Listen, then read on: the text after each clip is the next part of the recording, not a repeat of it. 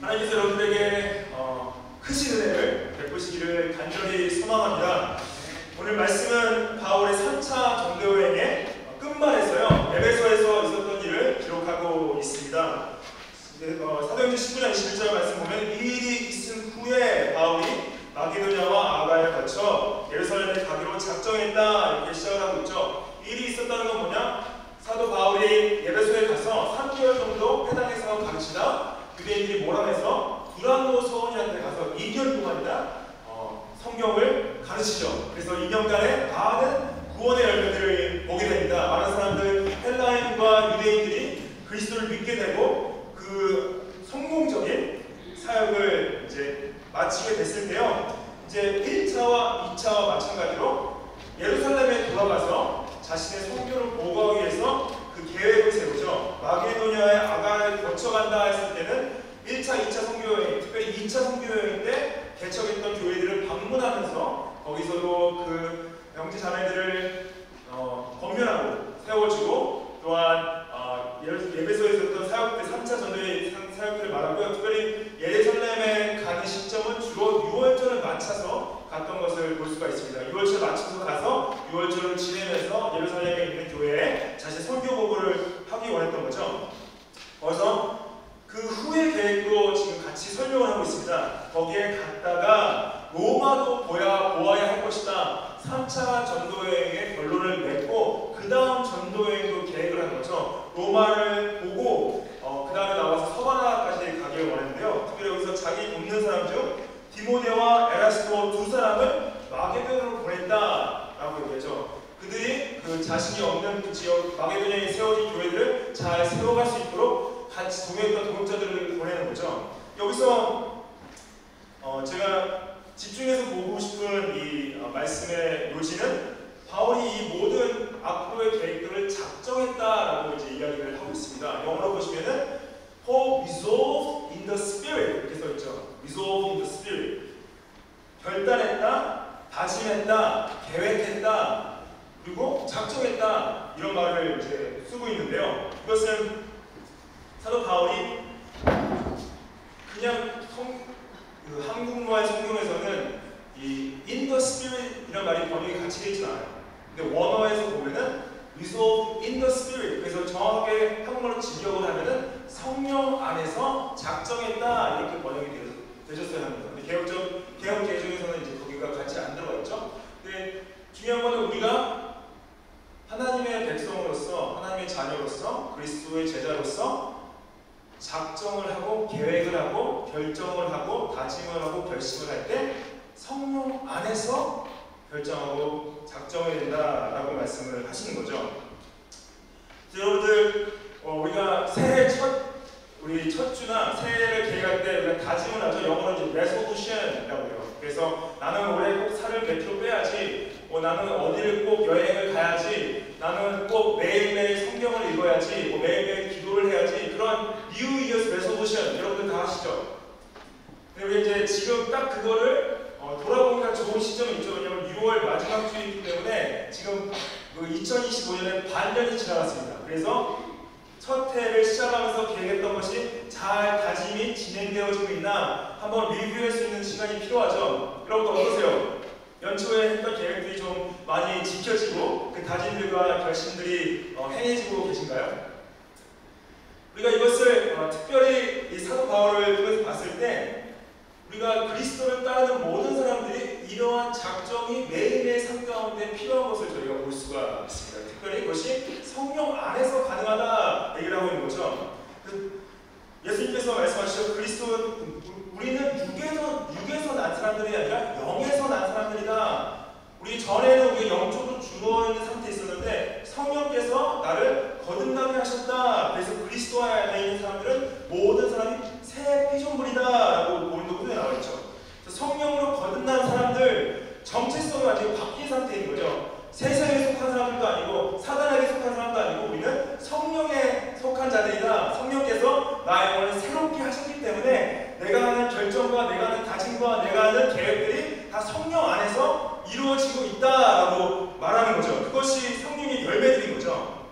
이것이 성령께서 우리를 거듭나게 하셨을 때 주는 가장 큰 두 가지 선물이 뭡니까? 두 가지 선물은요, 여러분들, 믿음과 회개입니다. 성령께서 여러분들에게 거듭나게 하시는 말미암아, 중생함으로 말미암아 예수 그리스도의 십자가의 죽음과 부활을 통해서 내가 구원받았음을 믿게 하시는 선물을 주세요. 그리고 예수님이 나의 죄를 위해 죽으셨구나. 그럼 내가 예수님께 나아가서 내가 죄인됨을 고백하고 용서를 구했으니 용서받을 수 있는 존재구나 하는 것을 선물로 주십니다. 그래서 매일매일 삶 가운데 우리가 성령 안에서 작정하고 다짐하고 결심한다. 오늘도 내가 성령 안에서 예수님을 믿고 예수님의 죽으심과 부활을 믿고 나의 죄를 회개하고 내가 새로운 삶을 살아갈 수 있구나. 그래서 성경에서는 성령을 따라가는 삶을 생각과 마음이 항상 새로워지는 사람들이라고 얘기하세요. 빌립보서에 보면은 우리가 하나님을 위해서 부르심을 받았고 그분을 기쁘시게 하기 위해서 행하게 된다. 그래서 갈라디아서에서는 우리가 성령을 따라 행하게 된다. We are walking by the Spirit. 그리고 우리는 더 이상 육체의 욕심을 따라서 행하지 않는다. You will not gratify the desires of the flesh.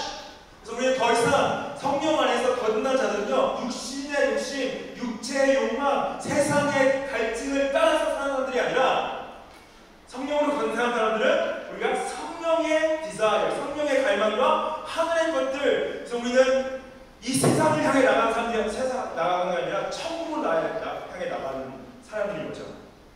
그래서 성령으로 말미암아 생각과 마음이 항상 새로워진다는 거 뭐냐? 단순하게 우리가 죄를 용서받음으로 끝나는 것이 아니라 매일의 삶 가운데서 하나님의 마음과 하나님의 생각으로 우리의 생각과 우리의 마음을 새롭게 되어지는 과정 가운데 그분을 닮아가고 그분의 뜻에 순종한다라고 말씀하십니다.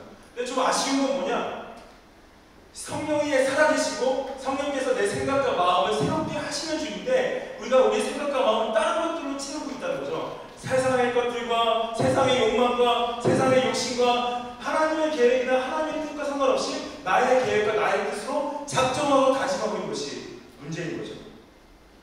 그리고 성경 안에 있는 사람들은 그래서 알아요.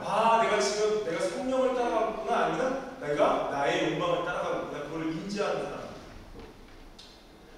그리고 여러분들 매일의 삶 가운데서 내 생각이 새로워지고 있나, 내 마음이 새로워지고 있나, 그걸 정직하게 바라봐야 된다는 거죠. 그리고 그것에 대한 근거는 뭐냐? 예수님이 나의 생각과 마음을 구속하셨어요. 십자가에서. 전에는 나의 생각과 마음이 내 육신에 붙잡혀 있었고 사단에게 붙잡혀 있었는데 그리스도의 십자가의 죽음으로 말미암아 내 생각과 마음을 구속하시고 새롭게 하신다는 거죠. 사도 바울도 자신의 뜻과 자신의 의지와 자신의 생각을 따라가는 중에 다메섹에 가서 크리스찬들을 잡아다가 감옥에 가두려 했지만은 그 가는 중에 예수님을 만나서 그 사람이 뒤집어지죠. 그래서 그 자신은 그때까지는 하나님의 말씀을 따른 하나님의 백성을 알고 있었지만은 영적으로 죽은 상태에 있던 자신을 발견하고 예수님을 만나면서 성령으로 말미암아 다시 태어나게 돼서 자신의 정체성이 완전히 뒤집어지게 되죠. 그래서 그 전에는 크리스찬들을 핍박하는 자였지만은 이제는 예수님의 죽음으로 나아가는 자가 된 거죠.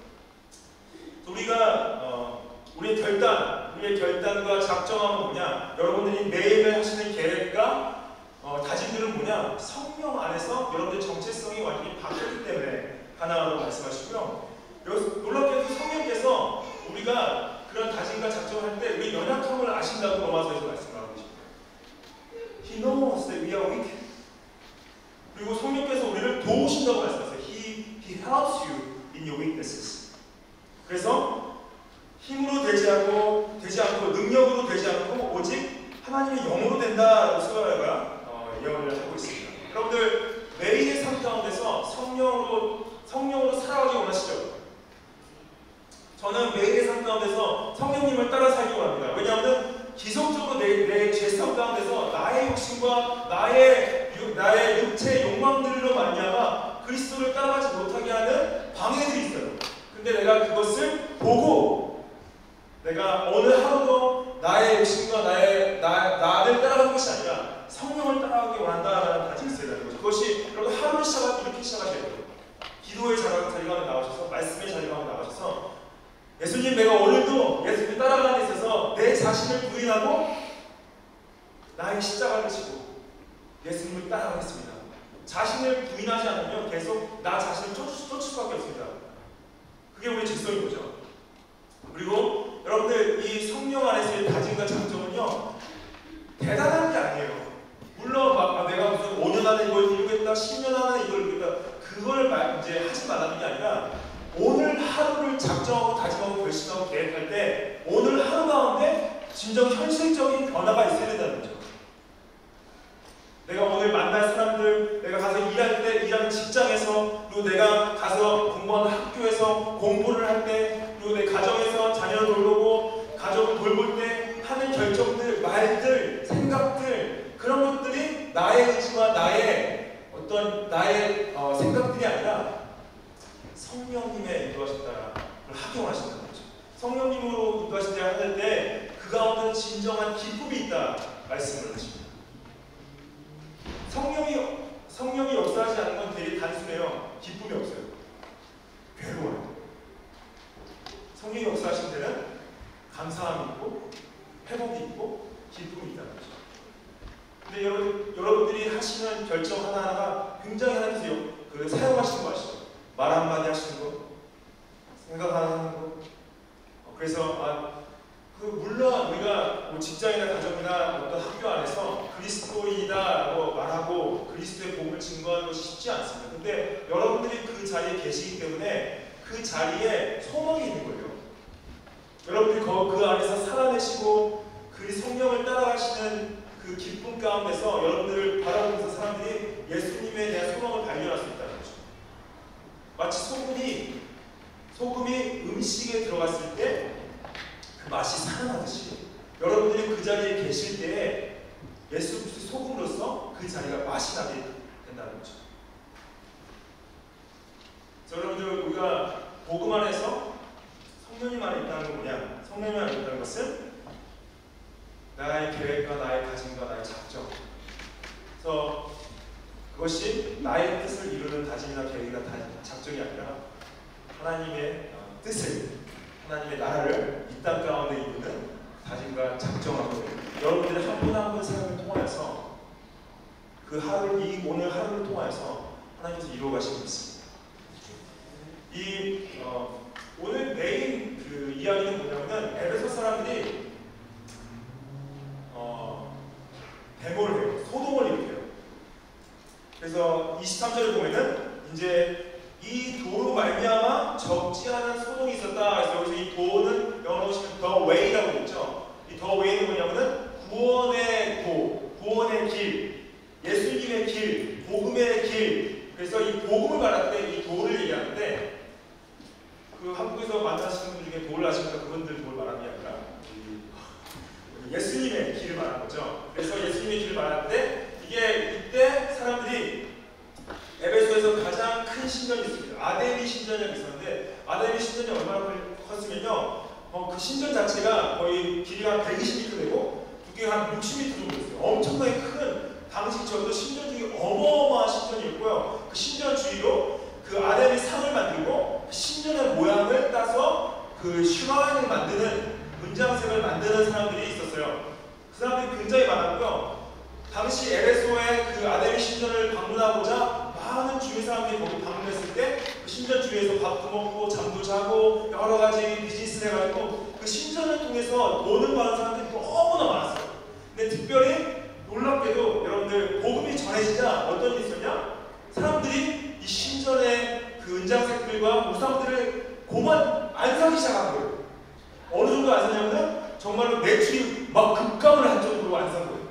그리고 이게 어느 정도 복음이 강력하게 역사했냐? 당시 정말로 많은 그 마술과 주술의 책들을 지난주에 설명드렸지만 사람들이 다 가져와서 불태웠다고 그랬죠. 거의 현재 금액이 한 100억 원에 가까운 그 상당의 책들을 다 태울 정도로 엄청난 많은 양의 어떠한 그런 주술과 마술들을 사람들이 그만하기 시작하고 이런 우상들을 파는 사람들이 비즈니스가 매출이 급감할 정도로 복음이 왕성하게 역사를 하고 있던 거죠. 이 사람들이 어떻게 생각했냐? 지금 자신들이 이제 돈의 손해를 보니까 함께 모여서 이제 공격을 하는 거죠. 사도 바울을 찾아서 공격을 하려고 하는데 이 데메트리오라는 사람이 당시 이 어떤 슈라인을 만드는 은장색을 만드는 사람들의 대표격으로 사람들을 모아서 말을 하는 25절 보면은 여러분도 알거니와 우리의 풍족한 생활이 이 생업에 있었는데 이 바울이 에베소뿐 아니라 거의 전 아시아를 통하여 수많은 사람을 권유하여 말하되 사람의 손으로 만든 것들은 신이 아니라 한다. 네. 바울이 그런 거죠. 오늘 우리 놀랍게도 이제 그 신앙고백서 말하는 그 소유리 문답이 뭐였습니까? 질문이 시키면서 이계명이었죠. 하나님께서 명령하시죠. 자, 하나님을 예배할 때 하나님 형상으로 만들어서 보이는 것으로 하나님을 예배하면 안 된다라고 말씀하시죠. 그래서 그 보이는 것으로 예배하면 왜 안 되냐? 하나님은 보이지 않는 영이시기 때문이에요. 그리고 하나님은 이 모든 걸 지으신 분이기 때문에 이 지은 물질이 위에 계신 분을 그 물질로 만들어서 섬긴다는 것 자체가 하나님 입장에서 용납이 안 되는 거죠. 하나님은 자존하시고 보이지 않는 영으로서 이 모든 것을 창조하신 분인데 창조하신 분이 그 창조한 물질로 섬김을 받는다? 그것이 용납될 수 없어서 사도 바울이 말한 거죠. 우리 하나님, 이 여호와 하나님, 이 창조주 하나님은 아담이 신과 같지 않다. 사람이 손으로 만든 존재로 섬길 수 없다. 이 아담이 신이라는 존재 자체가 아마 그 화석, 그 우주에서 화성이 하나 떨어져가지고 그 모양 자체가 돌 모양을 따라서 이 신을 만들었다고 해요. 근데 이 아담의 신은 다산의 신이었어요. 그래서 가슴이 10개였어요. 이거 구분하시면 다 나와요. 그래서 가슴이 많은 여인인데 여신인데 이 여신의 모양이 하늘에서 떨어지는 화석의 모양을 따서 만든 거예요. 결국 인간의 손으로 만든 그 신의 모양을 사람들이 섬기기 시작했고 그걸 통해서 신전을 만들고 우상을 나타냈는데 여러분들이 잘 보시죠. 이 27절 말씀 보면은 데메트리오가 이 바울의 복음 전하는 것을 공격하려는 진짜 의도가 나오는데 뭐라고 하냐? 우리의 영업이 천하여질 위험에 있을 뿐 아니라 큰 여신 아담의 신전도 무시당하게 될 것이다. 잘 보면은 만약에 이가 아담의 신을 진짜 섬기는 게 가장 중요한 문제였으면 아담의 이야기를 먼저 했어야 되잖아요. 근데 아담이보다 더 중요한 문제는 본인들이 돈을 잃히는 게 더 큰 문제입니다. 그래서 이 데메드리오와 이 영업하는 사람들의 진짜 우상은 뭐였냐? 아담이가 아니었어요. 이들의 진짜 우상은 돈이었습니다. 그래서 우리가 지금 돈을 잃히겠다. 그리고 아담이가 무시당하면 안 되지 않냐? 이렇게 말하는 거죠. 그러니까 그 말을 듣고 사람들이 분노하죠. 그리고 외칩니다. 에베소 사람들의 아담이여! 라고 이제 외치기 시작하면서 사람들을 이제 다 선동을 해가지고 바울을 찾기 시작하는데 바울을 못 찾으니까 바울과 함께 사역을 하던 가이오와 아리스다고 이들이 이제 마게도냐에서 예수님을 믿게 돼서 에베소로 따라온 마게도냐 크리스천들인데 이들을 대신 잡아서 연극장으로 데려갑니다. 연극장 안에서 이제 어떠한 그들을 해코지 하려고 하는 거죠. 여러분 이게 결국은 복음이 전해졌을 때 뭘 들으냐? 복음이 전해졌을 때 들으는 거 보면요. 우상을 들어요. 예배의 대상을 들어요. 복음이 예수 그리스도의 복음이 증거되었을 때 인간이 가지고 있는 그 안에 가장 큰 우상이 뭔지를 보여지게 됩니다. 그래서 로마서 1장 말씀 보면 이렇게 말씀하세요. 그들은 하나님의 진리를 거짓으로 바꾸었다. 피조물을 조물주보다 더 경배하고 섬겼다. 그래서 하나님을 믿지 않고 하나님의 진리를 거부한 사람들의 가장 큰 문제가 뭐냐? 하나님을 경배하지 않고 하나님이 만드신 그 물질, 보이는 것들을 더 경배하고 섬긴 것이 문제였다고 말씀을 하신 거죠.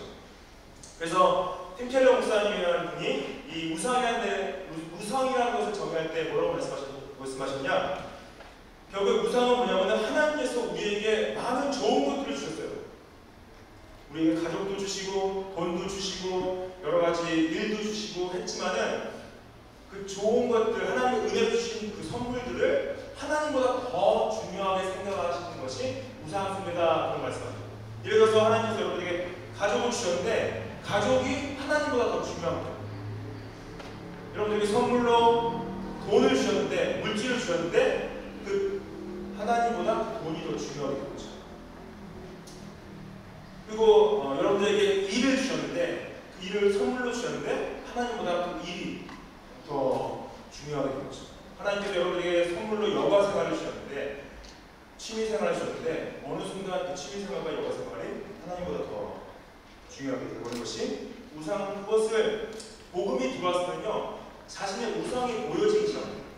내가 예수님을 만나서 예수님 앞에서 영적으로 벌거워졌을 때, 아, 내가 진짜 섬기고 예배하는 예배의 대상이 이거구나 라고 보여주세요.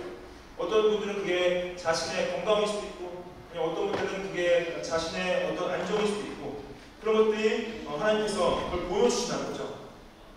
여러분들 되게 유명한 예수님께서 사마리아 여인 만난 그 사건 아시죠? 사마리아 여인이 내게 물을 달라고 하시죠. 근데 놀래죠. 사마리아 여인이 아무도 유대인 남자들이 자신한테 말한 적이 없는데 자신이 다음 물을 달라고 하는 것을 놀래죠. 그러면서 예수님께서 가서 너의 남편을 데려오라 하니까 여인이 곤란해하죠. 그러니까 여인이 결혼을 5번 한 거예요. 여러분도 결혼 한 번 하긴 했는데 5번. 그래서 전 남편이 5명인데 지금도 다른 남자와 살고 있는데 그 남자는 결혼도 안 한 동거남이었던 거죠.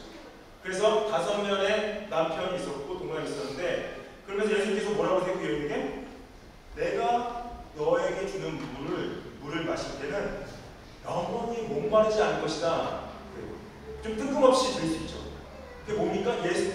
그 여인에게는 영혼의 목마름이 있던 거예요. 그 목마름을, 그 갈증을 해소하기 위해서 남자를 찾았던 거죠. 그 남자를 만나서 결혼하면 그 남자와의 관계를 통해서 자신이 가지는 그 영원한 갈증이 해결될 줄 알았어요. 근데 결국에는 그것이 자신의 삶의 우상이었던 거죠. 남자와의 관계가 우상이었던 거죠. 남자와 헤어지고 또 다른 남자를 만났어야지 자신의 그 영적인 갈증이 해결될 수 있다고 생각을 했던 거예요. 근데 여러분들, 그 여인이 아무리 많은 남자들을 만났어도 그 영혼의 갈증이 해결이 안 되는 거죠. 예수님이 말씀하시죠.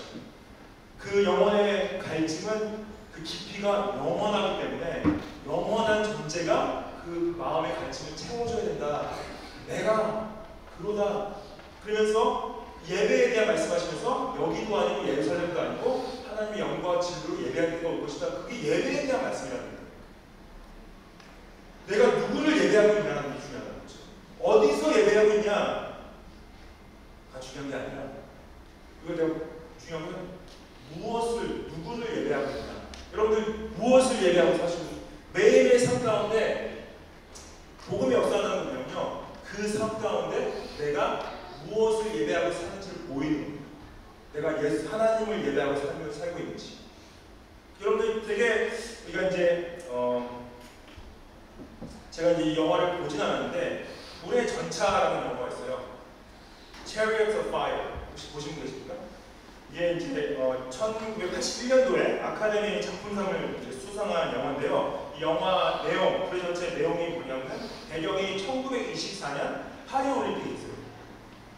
파리 올림픽에 이제 두 영국의 육상 선수에 대한 실화를 바탕으로 만든 영화인데, 여기서 이제 2명 중에 한 명이 에릭 리들이라는 사람인데요. 에릭 리들이라는 사람이 당시 굉장히 헌신적인 기독교인이었고 선교사를 준비하는 사람이었습니다. 이 에릭 리들의 자신의 목적은 뭐냐면 나는 하나님의 영광을 위해 달린다. 이 사람의 별명이 얼마나 빨랐으면 날아다니는 스코틀랜드인이었어요. 에릭 리들의 이름이 Flying Scotsman. 그래가지고 굉장히 빠른 사람이었습니다. 근데 이 파리 올림픽에 출전하게 된 거죠. 근데 100m 결승에 이제 나가게 되는데 100m 결승이 주일날이거든요. 여러분들 에릭 리들이 어떻게 하신지 아십니까? 100m 결승에 안 뛰었어요. 그래서 메달을 아예 받지 못합니다.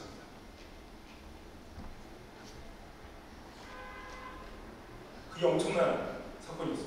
근데 놀랍게도 다행히 주중에 400m 결승이 있었어요.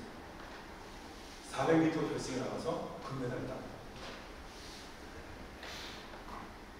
우리가 생각해요. 그냥 뭐 주일날에 뛰면 어때? 라고 말할 수 있잖아요. 근데 그분한테는 그게 너무나 중요해요. 자신이 하나님께서 나한테 허락하신 안식일을 거룩하게 지키는 데 있어서 나는 이 100m 올림픽 경기를 뛰지 않겠다라고 작정한 거죠. 만약에 대부분의 사람들이 말하는 것은 그가 100m 결승에 나가서 뛰었으면 분명히 금메달을 받았을 거라고 해요. 그만큼 까먹어요. 여러분, 우리가 물론 이제 그분이 100년 전 사람이긴 하지만은 지금 우리가 그분의 이야기를 할 때 그분이 금메달을 딴 게 더 중요할까요? 아니면 그분이 정말로 그런 믿음의 고백을 하는 게 더 중요할까요?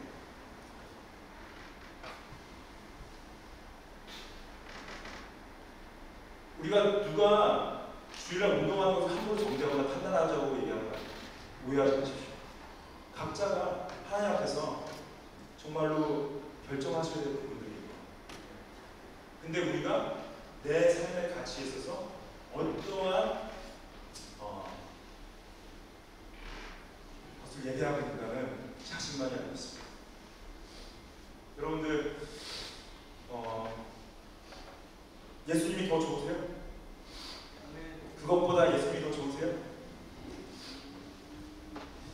저희가 이제 주일날 이렇게 모여서 예배하는 게 결국에는 우리가 매일매일 삶 가운데서 예배하다가 주일날 모여서 다 함께 모여서 예배하는 거잖아요. 근데 이 예배 결국에는 이제 만약에 오랫동안 예배를 못 나오는 경우도 있죠. 바빠서 못 나오시는 경우도 있어요. 정말 바빠서. 근데요, 여러분들 주일날 예배를 드리는 고백은 뭐냐면은 내가 내 삶 전체, 이 6일, 7일의 삶 전체가 하나님을 예배하는 삶인데 그 예배하는 삶을 고백하기 위해서 이 하루를 드리는 거죠. 근데 헌금도 마찬가지입니다. 헌금도 하나님께서 나한테 주신 모든 거 다 하나님이 주신 은혜인데 내가 돈을 섬기지 않고 하나님을 섬기고 있다는 표현이에요.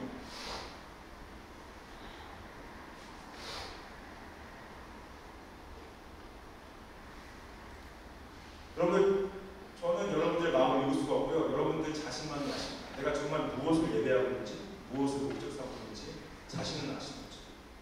복음은요, 나의 마음을 성령 앞에서 세워서 내가 정말로 무엇을 예배하고 있나, 무엇을 목적 삼고 있나, 무엇을 따라가고 있나 보여주십니다. 여러분, 우리 정말 진정으로 예수님만 예배하고 합니다. 다른 것 목적 삼지 않고 다른 것 의미 삼지 않고요. 주님만을 온전히 예배하고 축복하십니다. 나머지 이제 본문에 있어서 보면은 이 에베소 서기가 타운 스쿼이라고 하는데 도시 서기가 있었어요. 그 사람은 그 도시를 대표해서 로마 당국과 관계하는 사람인데 근데 지금 여기에 이러한 큰 사람들이 막 무리로 모여서 그 극장에 모여가지고 사람들이 난동을 부리는 것이 불법이었습니다. 그래서 이 나머지 이야기는 뭐냐면요. 이 에베소 사람들에게 지금 너희들이 하는 것은 불법이다. 만약에 이들을 고소를 하려면은 정식적으로 법적으로 고소해야 되는데 이들은 지금 잘못한 게 없다. 아덴이 신전에 들어가서 그를 훔친 것도 아니고 아덴이 신전을 데미지한 것도 아니고 아덴을 직접적으로 막 욕한 것도 아니다. 그들을 고소할 이유가 없는데 너희들이 지금 불법으로 난동을 부리고 불법으로 이 사람들을 데려다가 이렇게 하기 때문에 지금 이거는 해산해야 되고 불법은 해산해야 되고 정식적으로 데메트리오가 그거를 만약에 불만을 품고 있다면은 총독도 올 것이고 로마 법정도 있으니 거기다 정식으로 고소해라 라고 말해서 끝납니다. 근데 이 이야기의 가장 중요한 건 뭐냐면요. 복음은요, 여러분들, 복음은 합법적인 원리를 가지고 역사합니다. 합법적인 원리를 가운데 역사한다는 건 뭐냐면요. 불법을 조장하지 않아요. 여러분들 예수님께서 하나님은 질서와 법을 중요하게 생각하시는 거예요. 왜냐하면 공의로우시기 때문에. 하나님은 합법적이고 또한 바른 것을 중요하게 생각하시는 겁니다. 그래서 우리 그 예수님이 보내셔서 예수님이 십자가에 죽으신 그 대속 사건을 합법적 대속이라는 말을 써요. 그게 왜냐? 예수님께서 우리가 받아야 될 죄를 죄값을 십자가에서 법적으로 대신 치워주신 거세요. 그래서 그거를 통해서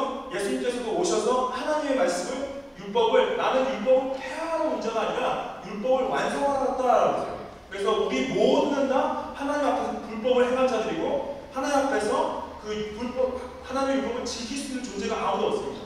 태어날 때부터 우리는 거짓말쟁이 부리고, 태어날 때부터 우리는 감당한 사람이고, 태어날 때부터 우리는 악한 것이 가득 찬 사람들이라고 해서 죄성 때문에.